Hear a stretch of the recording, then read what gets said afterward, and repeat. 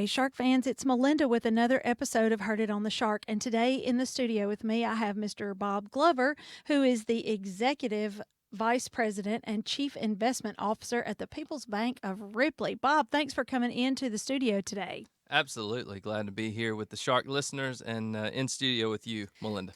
Thank you. And it's January, and people like to make New Year's resolutions and do a better job this year than they did last year. Of course. And I thought, well, personal finance is a thing that people try to do better every year.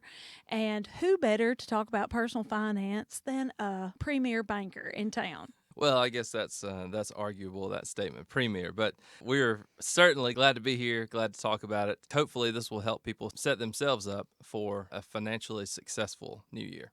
Absolutely. So why don't we just jump right in? Give us a few tips about personal finance. Sure. We'll start off with some of those things that you might want to do off the first get-go. I know it seems early, but right now you're getting a lot of tax forms and things like that. So let's go ahead and get everything in order for filing your 2020 tax return. This seems way, way ahead of the deadline, but it's never going to be fresher on your mind than it is now. So if you go back and make your notes and organize everything, then you'll have it ready to either submit via the online platform, whatever if you use, or to your accountant. Any particular tips about things that we don't want to leave money on the table that people often do? So I would say just make sure if you just do a quick Google, there are lots of things that changed with the last stimulus package that was enacted right before the end of the year. Of course, your local accountant would be able to help you point you in the right direction there. So I would certainly advise using one of those. If you don't have one, please get one. We have several great ones around. There are lots of small tax credits, and those are the ones that are sometimes the most beneficial that people tend to overlook. So be sure that when you do talk to an accountant, that you have a sit down with them, and maybe not face-to-face, maybe a Zoom call this year, but go over everything that's changed in your life in the past year, and that's helpful to them. All right, let's talk about budgets. Oh, everybody's favorite topic. Mm-hmm. Budgeting. So while we're pulling off the Band-Aids, let's go ahead and rip off the Band-Aid and set a budget up for 2021. And it doesn't have to be anything fancy. It can be written out by hand on a piece of notebook paper. It can be done and thrown into an Excel spreadsheet really quickly. There are lots of great budgeting tools online. Mint.com is one that comes to mind. They're one of the early players in the industry and have really upped their game. They've got some really cool tools. I'm sorry. Mint, M-I-N-T.com. Okay, MINT.com. So that's a good one. I would suggest that you also, to kind of align yourself with your budget, that you also put important financial dates on your calendar, whether that's a physical calendar or if you keep your life on an electronic calendar like I do, then your calendar will sync to your smartphone and you'll get a nice little reminder from Google Calendar the day before your credit card payment's due or the day before your utility bills are drafted out of your account. And, as they used to say in the old PSAs, the more you know, right? So the more information we have at our fingertips, the better off we'll be in budgeting. So what's important on that budget? What do we need to make sure we take care of? I think it can be a little bit different for everybody. One of the rules of thumb that I kind of like is a 50-30-20 approach. So 50% toward your necessities, 30% for things that you want, and 20% for savings and debt repayment. So you can change those percentages however you want to, adjust those the right thing for your circumstances. But I think that gives you a starting point. One of the other items that you can look at, kind of a different way to give you a starting point, is there was a book quite a few years ago called The Automatic Millionaire, and it talked about the theory of paying yourself first. So setting aside your savings, putting that into a savings account before you do anything else.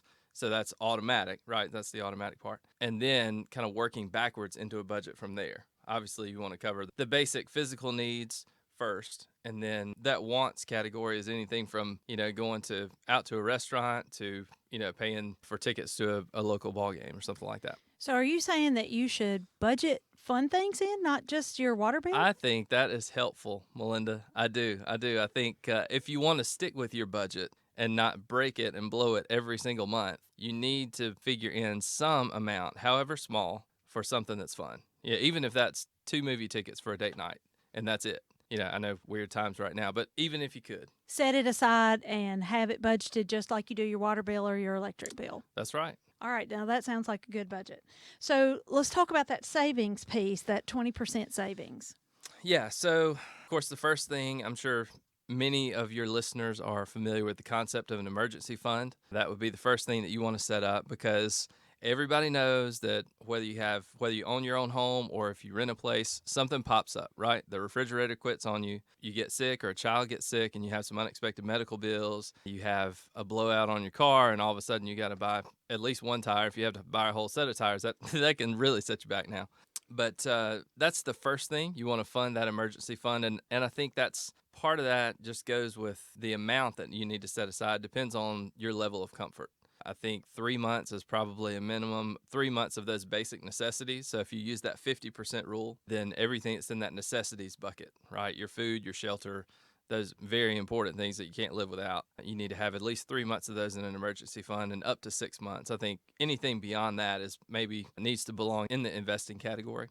I'm sure that there are a lot of our listeners who don't feel like they can afford to go on a budget and they don't feel like they can afford to put anything into savings. And that is an easy thing to feel like. I felt like that myself. What would you say to that? So, what I would say to that is the first step is to get started. It doesn't matter really the amount, it's getting yourself into the right mindset of saving, whether that's $1 a day or 10 or 15 or $20 a month. It doesn't matter. If you can set something aside on a pretty regular schedule, that's super helpful. I've got one little example here. So, Melinda, here's a question for you. Oh, no. Okay. This kind of demonstrates the power of saving and investing. So, would you take $1 million today, or would you take a penny doubled every day for 30 days? Well, because I was a math teacher, I've done this problem with I figured you many might an have, yeah. innocent student. And so I know the answer. So why don't you go ahead and tell our listeners which one is better? That's right. So your first instinct, of course, is to say, yeah, I want $1 million because a bird in the hand is worth two in the bush, right? That's what everybody says. But if you do the math of it and you look at the concepts of saving and investing over time and compound interest, and that's really kind of what this demonstrates. I don't want to get into that really, but you're talking about after 30 days, you would have over $10.7 million. Which is hard to believe, but you can It sit and is. do the math, Shark listeners, in your spare time and see that Bob is telling us the truth there. That's right. If you're having trouble sleeping one night, just go ahead and Right. crank that out. Yeah. Exactly. Okay, what have I left out? What do we need to talk about? Yes, almost out of time. So a couple of things, this being the first of the year, one of the things that you'll probably be seeing from your employer is information requesting what contributions you want to make to your retirement plan. If your employer offers a retirement plan, if they do offer a 401k with a match especially, please, please, please take advantage of that. Contribute whatever your percentage is to the maximum that they will match, because if you don't, you're essentially turning down free money. Right? If your employer says that they'll match your contribution up to 4%, so they're giving you a free 4%, you're just walking away from that if you don't use it. So please do that. I know that's hard sometimes to leave money that you think you could put in your pocket every paycheck, but long term, that's a much, much better plan. Also, let's see, credit cards. So I'll give one word of warning against credit cards right now, I guess. If you only pay, here's another question for you, Miss Math Teacher.